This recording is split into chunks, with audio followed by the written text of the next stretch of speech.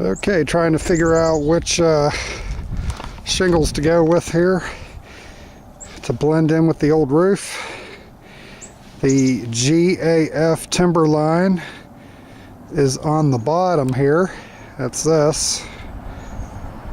And the Owens Corning is up at the top.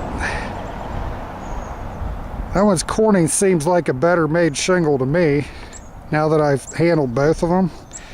It is definitely a lot brighter green, so it couldn't have been the original. The GAF is a lot closer, but still probably twice the green. So this all comes down to if the entire roof was ever replaced,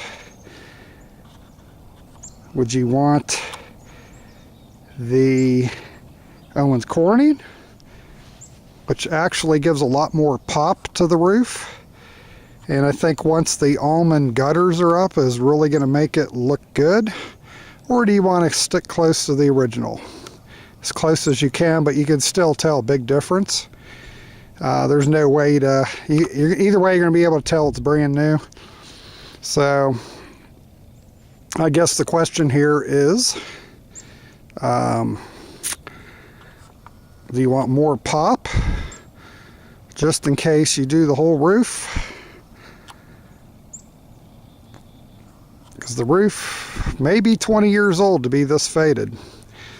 Or do you want as close to the original but still pretty far from it anyhow? So I mean, either way you're going to be able to tell the difference. If you're looking at it, if you go down to the creek, you're only going to see the one side, so you wouldn't know. If you look at the front of the new roof on the deck, you wouldn't know. But the 300 square feet tying into the roof, you're gonna notice it no matter what there.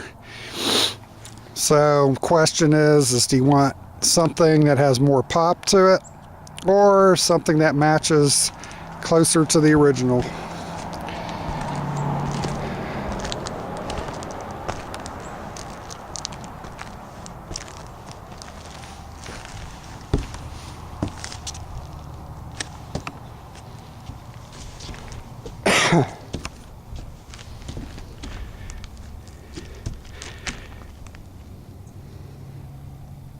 And even then, if you join them at the valley, you'd have to be on the other side of the pond to maybe see the difference, because you got the magnolia tree in the way, and you'd be literally about 100 yards away. So yeah, it all comes down to, do you want it to have more pop, keep the green but have the brighter shades like the Owens Corning as you're looking at right here, or go with something a little closer to the original? But either way, you're not going to really notice it. You come to this side of the roof, like I said, you got the pine trees blocking your view, and this section up here in the corner we're putting all brand new, so you're not going to notice anything there. I mean, you're literally going to be standing, where's that false cypress tree? You won't even be able to tell. And if you're standing over here, if you're out by this rock here looking at this front part, it's not going to matter. You're not going to be able to notice the difference. And then the little triangle, you're not going to notice the difference really. And that may end up being clear at some point. So that literally leaves you with the valley, 14 to 16 foot long valley. Probably about 17 foot long valley where it connects with the main roof. Do you want it to match as close as possible there or not? To me, it ain't gonna matter, because like I said, you'd have to, magnolia trees blocking your view. as far as it being a new roof, and you'd literally have to go out to here. Let's see here, way over here to this rock, and your view is still blocked by the magnolia tree.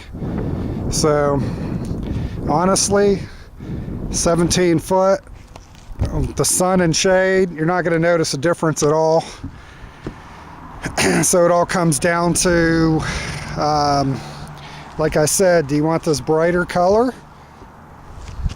And if the roof is ever redone, to stick with that. I think it has more pop, but even the GAF Timberline has twice the green of the older. But once again, comes down to what would you prefer the rest of the house to look like. The only other option is doing this this roof in metal, paying triple the cost. So about, what was it, $2,000 just to do this little section.